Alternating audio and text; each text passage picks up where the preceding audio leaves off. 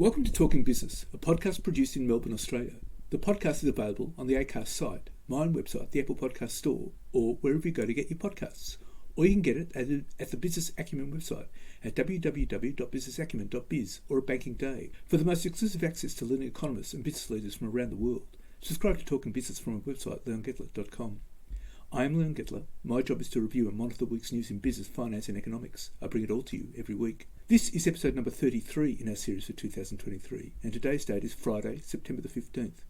First, I'll be talking to Belinda Sinclair, Head of Sales and Agent Partnerships at Domain, who is responsible for revenue across Domain residential business, product acquisition, and who is a single point of contact relationships for customers, residential agents. I'll be talking to RMIT Professor Sinclair Davidson about the intergenerational report. But first, let's talk to Belinda Sinclair. Well, Belinda, you're the Head of Sales and Agent Partnerships, which puts you as a single point of contact relationship with customers who are your residential agents. Is that right? That's correct. So tell us, how does that work? So this is a new model we set up earlier in the year, really focusing on how we better serve our customers, understand the customer needs, and appropriately make sure that we tweaked the service model, looking at the types of customers they had, the types of products, the size and scale of the business. Are they corporate, national companies, or a local real estate agent? And make sure we look to differentiate the service model based on their needs and the suite of solutions that we could offer. So my job is to head up the different divisions across our national corporate department, our sales team who are face-to-face with customers, and we've also established a model where we can service customers more remotely as well by the phone, and hangouts like this as well. It's quite remarkable because your customers are real estate agents, but there are so many different types of real estate agents. I mean, there's some big corporates and there are small solitary operators. There are family businesses. How do you manage all of that? I think that's been the big difference. I've been at Domain for just over 10 years, and that's been one of the things I've seen change significantly. When I started, there was a lot more, mum and dad, local real estate agencies set up at on the corner of each suburb. And we've seen a lot more consolidation of businesses over the last few years, a lot more corporatization of businesses as well.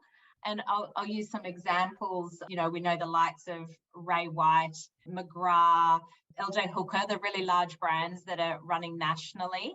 And we need to have a different relationship with those corporate teams than we do with the local McGrath agency in the local suburb. And the needs and what they require in terms of what they're setting up and what's their goals in terms of the service model they target with their vendors and buyers has been very different. And so, that's been one we've been trying to adapt to over the last few years, and we really thought it was time to adapt our internal model to make sure we could reflect what the changes in the industry. How do you do that?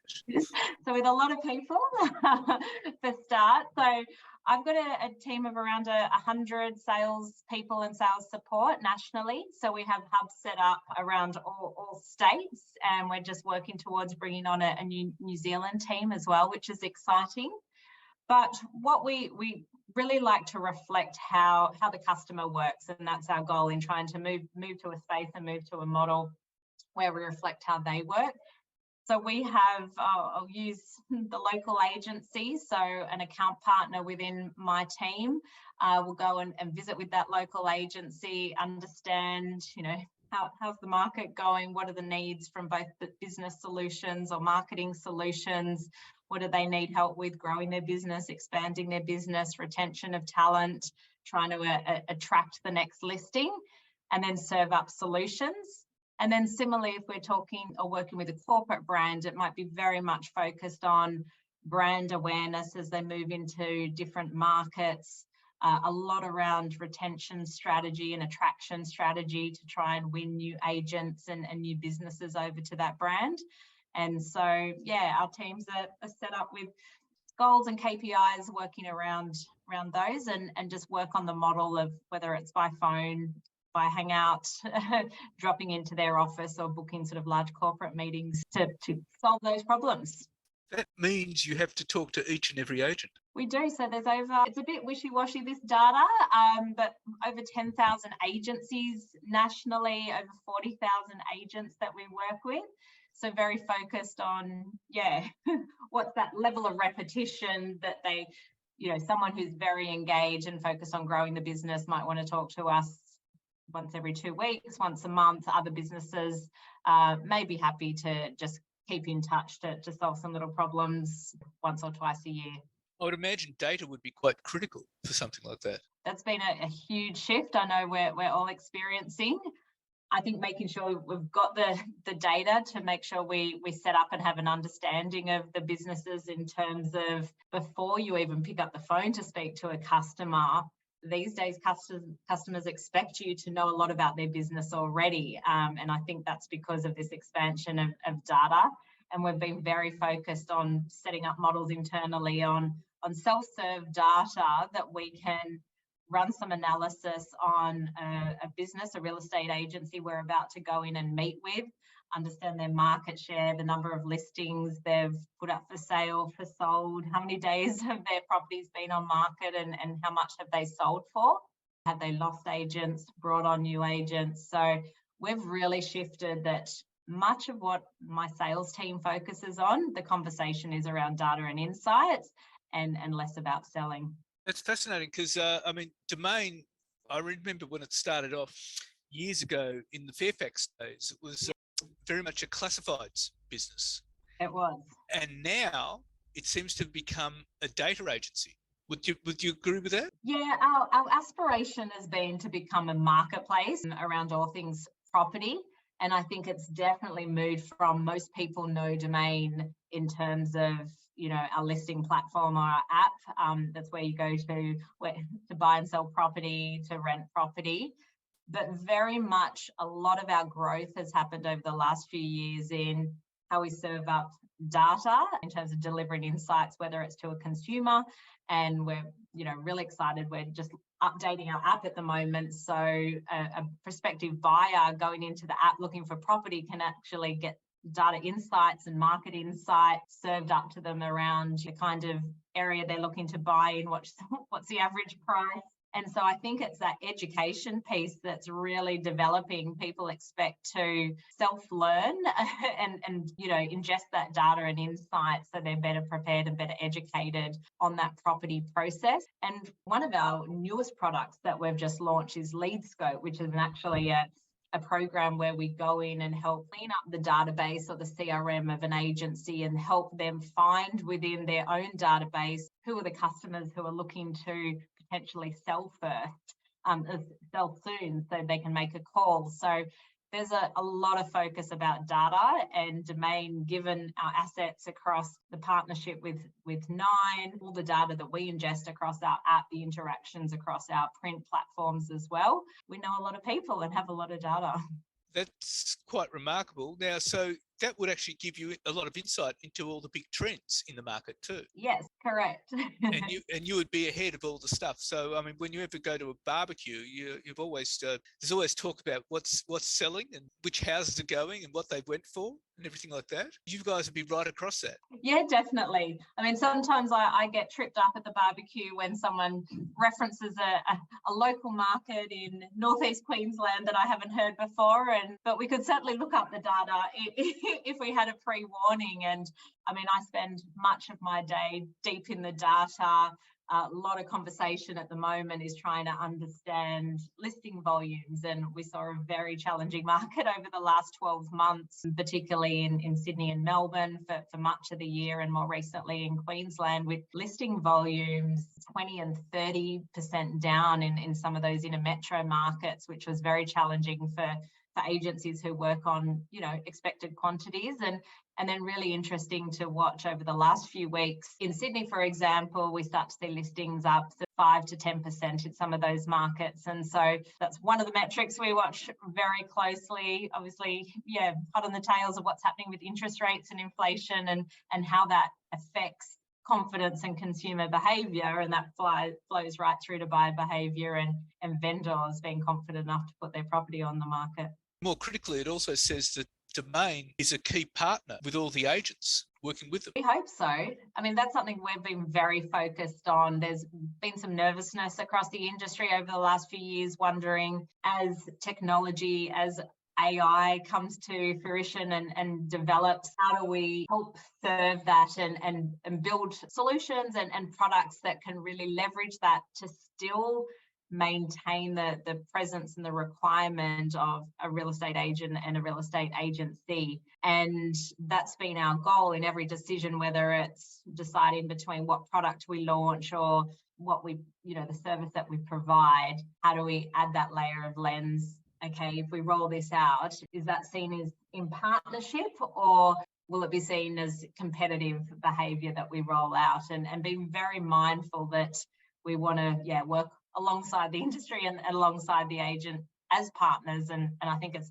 key to that partnership is, you touched on making sure we're supporting them with insights and solutions that help them grow their business. Because a lot of the agents themselves would have instruments like data, and they would also be using AI as well. Correct. So how do you work your technology in with theirs and so that they don't see it as being competitive? We're pretty agnostic in terms of a lot of our solutions will plug into other providers as well. And so we've been, really mindful of, obviously, we want to build products and solutions that are best in class, but we also know sometimes products work better together. And if an agency has a great platform that they've built, we want to look at how do we, not compete with that, but could we plug in ours into their own program, and does that supercharge the results? And that's something that we've done with a lot of our products, particularly around data and insights, is looking at that connectivity and working with other companies and other products that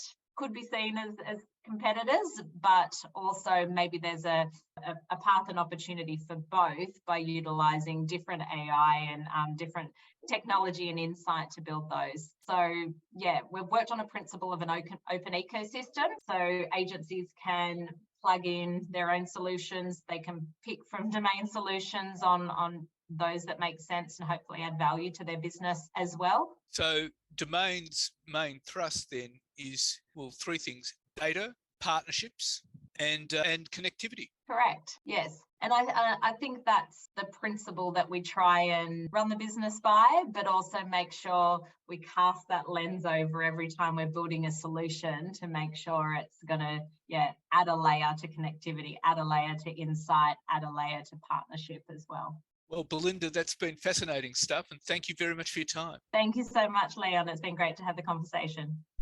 And now let's talk to RMIT Professor Sinclair Davidson. Sinclair, what's your take on the intergenerational report?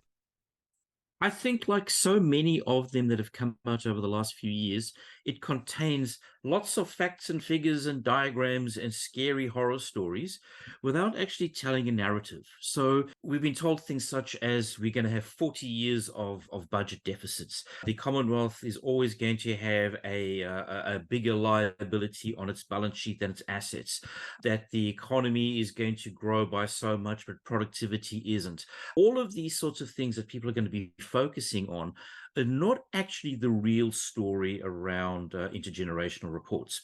If you have a look at the diagrams, you will see very often in the forecasts, in about 2 years' time, they always have a straight line. So more or less what they are saying is, if the economy grows like it is at this very instant for the next 40 years, what will things look like? And then off of that, we get all these horror headlines. And I kind of think that that's very misleading and actually very uninteresting. What's your take on the figures? I mean, they're quite horrific, aren't they? Oh, they're absolutely appalling, and they're supposed to be appalling. This is not unusual. This is not strange. So first thing to think about is the Treasury has got a horrendous track record in forecasting the future. And that could be seen as a bit of a criticism, and I suppose it is, but in actual fact, most of us are pretty bad at forecasting the future. The other thing is that we also know that right now our economy is in a very unusual combination state of affairs. We're coming out of the pandemic. We've been running budget deficits for the last, 15 years or so. And if we simply extrapolate that forward, yes, we're going to continue doing this. The far more interesting thing about these intergenerational reports is what they were originally intended for was for the government to actually start telling a narrative around what its economic reform policies are going to be. This intergenerational report, like almost all of them, does not really have that. So the intergenerational reports, to remind ourselves, were introduced by Peter Costello in the mid-noughties. And he introduced them because he wanted to tell a story about how we should set up a future fund to fund the superannuation liabilities of the Commonwealth government. And so he got this report going, and he did that. Now, there's been a lot of debate, should we dissolve the future fund or shouldn't we, over the last week or so. My personal opinion is we should not. But he actually used the intergenerational report to sort of introduce a very forward-looking policy. Every other treasurer since Peter Costello, be they Labour or Liberal, have kind of used the intergenerational report to justify current government policy. So if you have a look in the current intergenerational report, what it talks a lot about is climate change and net zero. Now, I don't want to upset people. There are a lot of good arguments for net zero. There's a lot of good arguments against it. People can quibble, is this good policy, is this bad policy, should we do it, shouldn't, and so on and so forth. I mean, there's a reasonable grounds for debate. There is one thing that net zero will not do. It will not contribute to future productivity. Now, we have this bad habit of whatever topic we're talking about at the time, whatever current policy the government is pushing fits into that topic. Net zero does not fit into a productivity debate. It may fit into all sorts of other debates. And as I say, there are good and bad reasons to do it. It's got nothing to do with productivity. So why would you bring that in? So unfortunately, the intergenerational report process has been hijacked by current political objectives. Mr. Chalmers yesterday did not come out with here's our intergenerational report. This is what we should be doing for people in 40 years' time now. That is not what he did. And that is why I think this whole process has been hijacked. Well, the intergenerational report raises a whole lot of important issues. And one is about taxation. Yes. And Chalmers didn't go down that path at all. No, he does not want to. Before he even discussed the intergenerational report last week already, the government was coming out and saying we've got no big tax reform agenda ideas. Now, to be quite honest, and to be fair to them, I don't know what more they can tax. There isn't actually very much that in the Australian economy that is left untaxed. What they can do if they really want to have more money is raise rates. That is one argument. There's another argument, of course, if they want to raise more money, they should change the mix of taxation in Australia. Nobody wants to do that because that means changing the GST. And the GST has become the third rail of tax policy in Australia. Anybody who goes near the GST gets absolutely slaughtered. They could do other things. The Labor Party tried that at the 2019 election. Was 19? Yes, the 2019 election. And they very unexpectedly lost. So you can't just turn up and say, we're going to change the tax system. Mr. Chalmers has got to make an argument for changing the tax system. Equally good, we could make an argument for changing spending, which also they don't really want to do. So the fact of the matter is right now, our policies are loading up our children, who are going to be adults in 40 years' time, with a great level of tax liabilities, because there's all this debt. We've already got massive levels of debt because of our policies around how we fund higher education. These kids have got a HECS debt. Because of our expensive housing prices, these kids have got a mortgage debt. So we're actually pushing a lot of debt into the future to fund what is really our current consumption right now. Now, if Chalmers had turned up yesterday and said, look at all this debt, we have got to stop loading our children up with debt, then that is what the intergenerational report should be used for. It's not doing anything along those lines.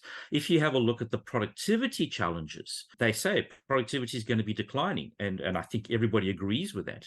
The only solution they have to doing anything about productivity is to increase population. Now, I have to say, again, I don't want to upset people, I'm a huge fan of increasing the population through the natural means and, of course, via immigration itself. So I think this is a really good idea. But in and of by itself, it's bad economic policy to simply say we're going to solve productivity problems by growing the population. We've also got to solve the productivity per worker problem that we have. Indeed.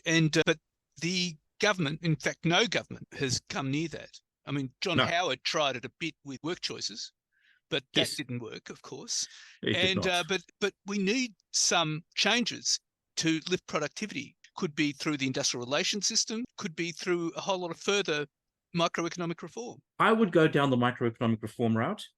The problem with doing things through the industrial relations system is that we had work choices, which, you could always make an argument it was a step forward, but the foot taking that step forward was wearing a jackboot, which nobody, it was, I just don't know what they were thinking.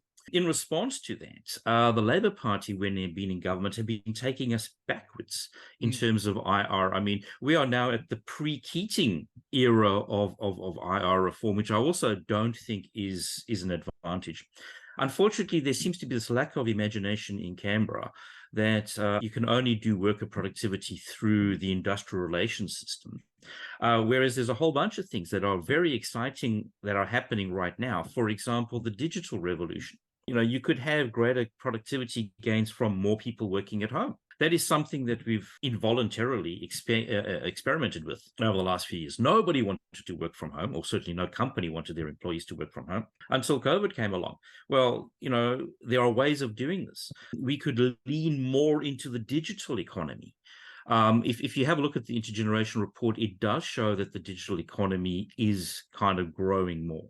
They also make the argument about how we've got the number of older people in the economy is going to be increasing over time. But older people can work in the digital economy. It may involve a bit more retraining or different training or different ways of thinking about doing work that don't necessarily involve the industrial relations system. The other thing is, if we're moving to a more flexible economy, Mr. Burke's idea that came out yesterday or the day before about how are we going to ban bosses from contacting their workers out of hours. Well, the whole idea of office hours may become very quickly redundant in a digital economy. I don't know about you, but I actually like working late at night. I don't really enjoy early mornings. So if all that we are doing is if you're actually buying people's output as opposed to buying their time at a particular time of the day, these are things we should be thinking about, not whether or not you got to clock in at 9, or can your employer ask you to stay to 5:05 and all this sort of stuff, which is sort of the traditional way of doing things. So there's a lack of imagination around these intergenerational reports that kind of limit their usefulness.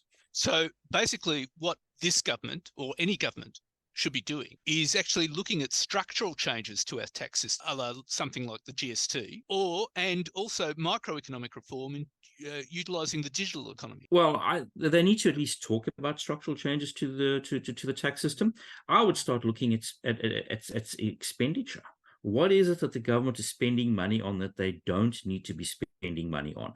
And off the top of my head, those nuclear submarines. We do not need to spend money on nuclear submarines. I simply do not understand.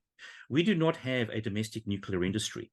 We do not have workers trained in nuclear technology. So this whole notion that we are going to be building nuclear submarines in South Australia is just simply nonsense. We are going to import Americans to build American-designed submarines in South Australia, maybe, and then we are going to hire American crews to crew these submarines that we are paying the Americans for. They should be paying us to harbor their fleet in our waters if that is what we wanted to do. So off the top of my head, there's going to be a huge expenditure on these nuclear submarines 20, 30 years down the line that we could draw a line through right now and actually turn what is an expenditure to us into a revenue opportunity.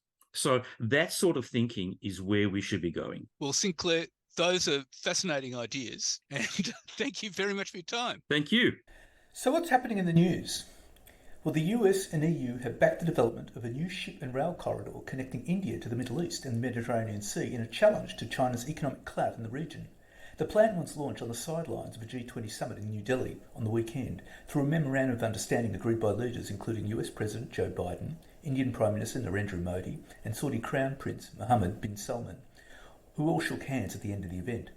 The proposed corridor would stretch across the Arabian Sea from India to the United Arab Emirates, then cross Saudi Arabia, Jordan and Israel before linking up to Europe. Talks about such a project, which would also include a new undersea cable and energy transport infrastructure, have been going on behind the scenes between the countries involved for months, but they will now proceed on a more formal basis. No binding financial commitments were made, but the parties agreed to come up with an action plan over the next 60 days. For the US, the project could act as a counter to Beijing's growing influence in the region at a time when Washington's traditional Arab partners, including the UAE and Saudi Arabia, are deepening ties with China, India and other Asian powers. And the worst budget pain is yet to come for many households around the country, and many economists are not expecting interest rates to move from their current 12-year high for nearly a year. In Reserve Bank Governor Philip Lowe's final meeting, the bank's board decided to leave the official cash rate at 4.1% for the third consecutive month, as economic data shows inflation is still high but falling. Most economists expect incoming Reserve Bank Governor Michelle Bullock to keep interest rates at 4.1% for the near future, but some expect the first cuts to be early next year, while others believe it could be more than 12 months before homeowners see any reprieve. Independent economist Chris Richardson said many Australians are yet to feel the worst of the economic pain. I think overall pain gets worse from here, he said. He noted the unemployment rate is expected to rise from its current rate of 3.7% to 4.4% by the end of next year, and those people who lose work will be the most badly affected. Households still on ultra-low fixed-rate mortgage terms will take a financial hit when they roll onto higher variable rates in coming months, and the third most affected are those who received the federal government's low and middle income tax offset last year, known as a Liontown, who will not get that cash injection this year now that the program has ended. I think it's a correct policy to have done away with the Liontown, but that is a lot of money, $11 or $12 billion. That was in pockets last year, in July, August, September, not in pockets this year, Richardson said. Richardson does not expect interest rate cuts to start until at least the end of next year, and one major reason for that is the economic stimulus coming on July 1st, 2024, when the stage 3 tax cuts come into effect. Those cuts will boost the take-home pay of all workers earning over $40,000 a year, but will predominantly benefit those earning more than $180,000. We're 12 months and maybe more away from rate cuts, he said. And one of Queensland's most iconic tourism assets, Hamilton Island, could hit the market with an asking price of around $1 billion, 7 years after its purchaser Bob Oatley passed away. The family is best known for their extensive history in the winemaking industry and for winning the Sydney to Hobart yacht race 9 times. But its investment in Hamilton Island, which is expected to be worth about $1 billion, appears to have been fruitful.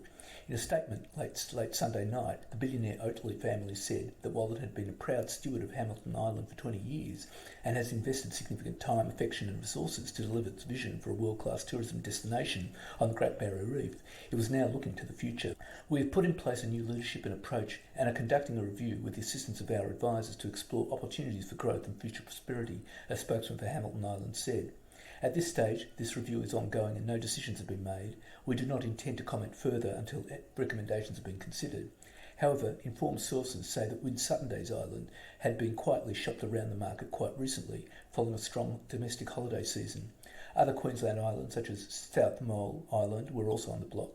Since Mr. Oatley acquired Hamilton Island in 2003 for around $200 million, the acquisition price was never revealed. The Oatley family have spent hundreds of millions of dollars upgrading its tourism infrastructure, including reconnecting power from the mainland after it was accidentally cut. The Oatleys developed the luxury resort Qualia, which opened in 2006, and also built the Hamilton Island Yacht Club and Villas, as well as spending $45 million on the Hamilton Island Golf Club.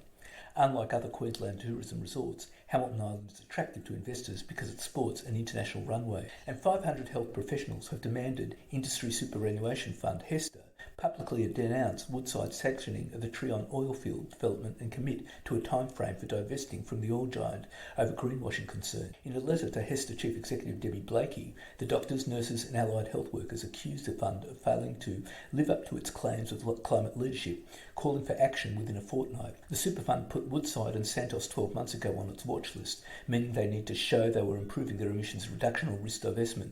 But members said HESTA had since failed to escalate its concerns effectively with the companies. Woodside's Trion decision in June was an egregious step in the wrong direction and showed the company was moving in the opposite direction to emissions reduction, members wrote, meaning HESTA's engagement approach had failed. The letter comes as Superfund members get more active in pushing Superfund for climate action. Hester is already facing a legal claim from a member that its lack of pressure on fossil fuel giants Woodside and Santos to clean up their accidents to greenwashing, and it and 19 other funds received legal letters in April from members concerned with their investment in Santos's $5.8 billion Barossa gas project. The consumer and investment watchdogs are also cracking down on greenwashing, companies lying about how environmentally friendly their investments, products or practices are, and super funds specifically are in their sights. The Australian Securities and Investments Commission is suing Mercer, Active Super and Vanguard in separate greenwashing cases over their investment selection, and has warned it is investigating several more super funds and trustees. Hester, like many funds, justifies its holdings in fossil fuel companies despite its own green commitments by promising to be active investors and push these outfits towards a faster energy transition, but members wrote this was failing with Woodside.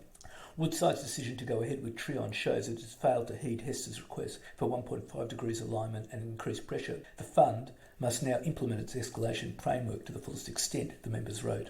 With the assess, monitor and vote steps of Hester's engagement framework exhausted, they wrote, it must now consider divestment as there has been no evidence of change from Woodside. And one of Rupert Murdoch's top lieutenants has warned that AI threatens a tsunami of job losses in the media and could crush readers under a weight of maggot-ridden mind mould. News Corporation Chief Executive Robert Thomson told a conference in San Francisco that the rapid rise of artificial intelligence was epochal. Thomson said that AI will lead to a tsunami of job losses. From 2008 to 2020, 57% of newsroom jobs in the United States have been lost, he said. We're facing another wave, in this case a tsunami, potentially, of job losses because of the impact of AI. And these are not just jobs loss, but it's insight loss. And so it's impact that all media companies understand the impact, but also it's incumbent on the big AI players to understand their impact. While warnings about AI job losses are not limited to newsrooms, Thomson warned that there was a greater societal risk that we will become deluged by a stream of AI-generated rubbish. People have to understand that AI is essentially retrospective. It's about permutations of pre-existing content, and the danger is it's rubbish in, rubbish out. And in this case, rubbish all about, Thomson said. Instead of elevating and enhancing, what you might find is that they have this ever-shrinking cycle of sanity surrounded by a reservoir of rubbish. That instead of the insight that AI can potentially bring, it will evolve to essentially a maggot-ridden mind mould. Concerns about technology are not new. Rupert Murdoch has spent much of the last decade and a half at war with Google, claiming the internet giant has been ripping off his content. The Australian media tycoon has called the search engine a parasite and kleptomaniac, accusing it of stealing work from a newspaper empire that includes The Times, The Sun, The Wall Street Journal and The New York Post. And Gina Rinehart has not ruled out launching a bid to rival Albemarle's $6.6 billion takeover tilt of Liontown Resources after confirming she now holds a strategic stake in the West Australian lithium prize. Mrs. Rinehart's Hancock Prospecting revealed late on Monday that it has 7.72% stake in Liontown and intends to have a say in the future of one of the world's biggest lithium projects. The private company, controlled by Australia's richest person, indicated it may seek a seat on the Liontown board and provide mining firepower to Liontown's flagship Kathleen Valley lithium project. Mrs. Rinehart also signalled her interest in moving downstream in lithium and a willingness to work with other Liontown investors, chiefly Albemarle, on that front. Hancock's disclosure comes hours after Liontown announced it allowed New York-listed Albemarle into its data room to undertake exclusive due diligence for 4 weeks. West Perth-headquartered Hancock said there was still risks associated with bringing Kathleen Valley into production.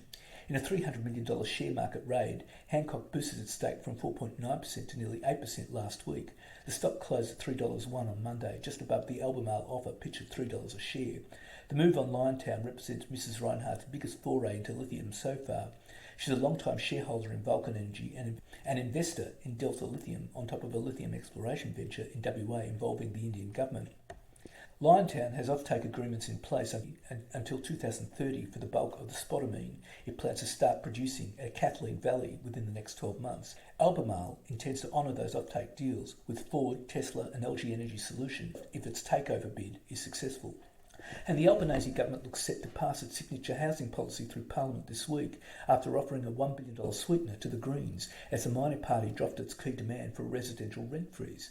But the breakthrough, with a new fund handed to the National Housing and Investment Finance Corporation for spending this financial year, could exacerbate supply chain and capacity constraints, according to economists. Describing the plan as a drop in the ocean for much-needed new supply, AMP Capital Chief Economist Shane Oliver warned a huge pipeline of works already existed. The main problem is shortfalls of materials and particularly shortages of workers, he said. Right now we're having trouble trying to build something like 165,000 dwellings a year. The reality is we need at least 220,000 to keep up with underlying demand. It's all pie in the sky if we don't have the means to build them. The deal announced by Greens leader Adam Band and housing spokesman Max Chandler-Mather will give Labor immediate Senate support for the $10 billion Housing Australia Future Fund bill. It ends months of delay and comes after the government earlier promised an extra $2 billion in immediate funding to the states for public housing in June. The stalemate had even prompted Prime Minister Anthony Albanese to threaten an early double dissolution. The Greens said they would still push for a nationally coordinated rent freeze. Their size on the Senate crossbench means they could threaten speedy passage of petroleum resources rent tax changes and plans to wind back tax concessions for people with more than $3 million in superannuation. The Greens say that latter change must come with rules to require super contributions on paid parental leave. The rent freeze plan is opposed by all state and territory governments. By state, both sides claim Monday's deal as a win, and the bill is set to fly through the upper house with support from crossbenchers, including David Pocock and Jackie Lambie. And the country's biggest superannuation fund has acquired a minority stake in Vantage, joining global alternative investment manager Digital Bridge, which remains the majority shareholder. Vantage is a portfolio of hyperscale data centre campuses, includes facilities across Europe and in South Africa. The company recently outlined plans to enter the London market with 75 megawatts of capacity across 2 campuses. Australian Super's big push into data centres, expanding a $40 billion infrastructure portfolio, comes as a take-up of AI drives massive growth in data centre development and an exponential increase in the size of these centres. And Australia's biggest health company, CSL, is aiming to crack the US $21.6 billion, that's 33.54 billion Aussie, asthma market, developing a drug to stop inflammation in the lungs that triggers the chronic respiratory condition. The therapy is set to highlight CSL, the third biggest company on the ASX behind BHP and Commonwealth Bank, in the minds of consumers, given more than 10% of Australia's population, or 2.7 million people, suffer from asthma. Crucially, the drug called Travakibart, or CSL 311, could shift people away from long-term use of additional steroid therapies, usually administered with an inhaler, and prevent side effects which can range from impaired growth in children to cataracts. Chief Scientific Officer Andrew Nash said the aim was to deliver more personalised treatment for those with severe uncontrolled asthma than conventional therapies. The asthma treatment is a recombinant antibody that blocks a family of receptors, halting the inflammatory response in the lungs that causes severe asthma attacks. This compares with current antibody therapies for asthma, which target just one receptor. It's expected it will take another 5 years for the asthma drug to be publicly available. It must pass 3 phases of clinical trials and gain regulatory approval before it can be sold for widespread use. It was developed in partnership with SA Pathology's Centre for Cancer Biology, which has been working with CSL for the past 20 years. CSL, which has a market value of almost $130 billion, flagged the therapy in 2019, but it hasn't been able to start a phase 1 clinical trial until now, after the pandemic delayed the recruitment of patients for the study. The company, which was established 100 years ago as a government-owned Commonwealth Serum Laboratory before it was floated on the ASX in the 1990s, spends about $1 billion on research and development each year, fueling a global suite of life-saving drugs and vaccines. And that's it for this week. And next week I'll be talking to Ivan Kurik, Head of Commercial, Developers and Agency at Domain Group. And I'll be talking to Indeed economist Callum Pickering about the latest jobs figures. If you like talking business, please leave us a review with Apple Podcasts. Thank you in advance. In the meantime, you catch me on Facebook, Twitter, Instagram, LinkedIn and YouTube. For the most exclusive access to leading economists and business leaders from around the world, subscribe to Talking Business on the Apple Podcast Store or on my website, leongetler.com. If you want to contact me, email me at leon@leongetler.com. I answer all emails. Wishing you all a safe and healthy week and looking forward to bringing you Talking Business next week.